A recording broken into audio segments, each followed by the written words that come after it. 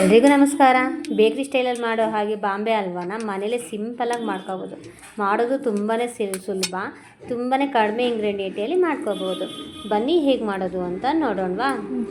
ನಾನಿಲ್ಲಿ gas on ಮಾಡ್ಕೊಂಡಿದ್ದೀನಿ. Gas on ಮಾಡ್ಕೊಂಡಾದ್ಮೇಲೆ ಒಂದು ಪ್ಯಾನ್ ಇಟ್ಕೊಂಡು ಸುಮಾರು 1.5 ಕಪ್ ಆಗುವಷ್ಟು ನೀರು ಹಾಕ್ಕೊಂಡಿದ್ದೀನಿ.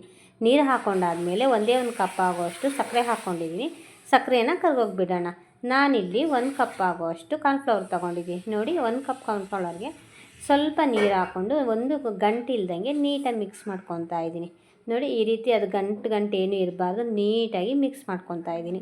ಈ ರೀತಿ ಮಿಕ್ಸ್ ಎಲ್ಲ ಮಾಡ್ಕೊಂಡಾದ್ಮೇಲೆ ನೋಡಿ, ಈ ರೀತಿ ಮಿಕ್ಸ್ ಎಲ್ಲ ನೀಟಾಗಿ ಆದಮೇಲೆ ಸಕ್ಕರೆ ಪಾಕ ಇದೆಯಲ್ಲ, ಸಕ್ಕರೆ ಪಾಕಕ್ಕೆ ನೀಟಾಗಿ ಹಾಕ್ಕೊಳ್ಳೋಣ.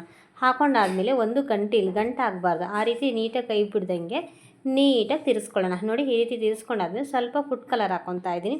ಈ ರೀತಿ ಫುಡ್ ಕಲರ್ ಹಾಕ್ಕೊಂಡಾದ್ಮೇಲೆ ಮತ್ತೆ ಕೈ ಬಿಡ್ದಂಗೆ ನೀಟಾಗಿ ತಿರ್ಸ್ಕೊಳ್ಳೋಣ. ನೋಡಿ, ಈ ರೀತಿ ತಿರ್ಸ್ಕೊಂಡು ಒಂದೇ 1 ಟೇಬಲ್ ಸ್ಪೂನಷ್ಟು ತುಪ್ಪ ಹಾಕ್ಕೊತಾ ಇದ್ದೀನಿ. 1 ಟೇಬಲ್ ಸ್ಪೂನ್ ತುಪ್ಪ ಹಾಕ್ಕೊಂಡಾದ್ಮೇಲೆ ನೀಟಾಗಿ ತಿರ್ಸ್ಕೊತಾ ಇದ್ದೀನಿ. 1 ಗಂಟೆ ಆಗಿಲ್ಲ. ಈಗ ಮತ್ತೆ ಇನ್ನೊಂದು ಟೇಬಲ್ ಸ್ಪೂನ್ ತುಪ್ಪ ಹಾಕ್ಕೊಂಡು ಮತ್ತೆ ನೀಟಾಗಿ ಮಿಕ್ಸ್ ಮಾಡ್ಕೊತಾ ಇದ್ದೀನಿ.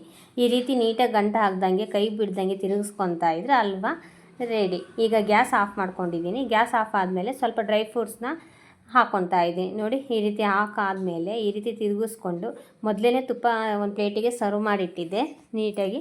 ಈಗ ಅದಕ್ಕೆ ನೀಟಾಗಿ ಹಾಕ್ಕೊತಾ ಇದ್ದೀನಿ. ಬಿಸಿ ಇದ್ದಾಗಲೇ ಹಾಕ್ಕೋಬೇಕು. ನೋಡಿ, ಈ ಥರ ತಣ್ಣಗಾದ್ಮೇಲೆ ಸ್ವಲ್ಪ ಚಾಕು ತಗೊಂಡು ನಾನೀಗ ಸ್ಕ್ವಯರ್ ಶೇಪಲ್ಲಿ ಕಟ್ ಮಾಡ್ತಾ ಇದ್ದೀನಿ. ಈ ರೀತಿ ಕಟ್ ಆದಮೇಲೆ ನೋಡಿ, ಈ ಥರ ಸ್ಕ್ವಯರ್ ಶೇಪ್ ನಿಮಗೆ ಯಾವ ಶೇಪ್ ಬೇಕೋ ಆ ಶೇಪಲ್ಲಿ ಕಟ್ ಮಾಡ್ಕೋಬೋದು. ಈಗ ನಾನಿಲ್ಲಿ ಸ್ಕ್ವಯರ್ ಶೇಪಲ್ಲಿ ಕಟ್ ಮಾಡ್ತಾಯಿದ್ದೀನಿ. ನೋಡಿ, ಎಷ್ಟು ಚೆನ್ನಾಗಿ ಕಟ್ ಆಗ್ತಿದೆ ಅಲ್ವಾ.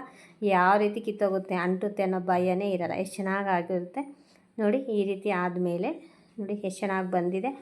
ಸೇಮ್ ಬೇಕ್ರಿ ಸ್ಟೈಲಲ್ಲಿ ಇದ್ದಂಗೆ ಇರುತ್ತೆ, ತುಂಬಾ ರುಚಿಕರವಾಗಿರುತ್ತೆ. ಒಂದು ಸತಿ ಟ್ರೈ ಮಾಡಿ ಪ್ಲೀಸ್. ನಮ್ಮ ಚಾನಲ್ನ ಸಬ್ಸ್ಕ್ರೈಬ್ ಮಾಡ್ಕೊಳ್ಳಿ. Thank you.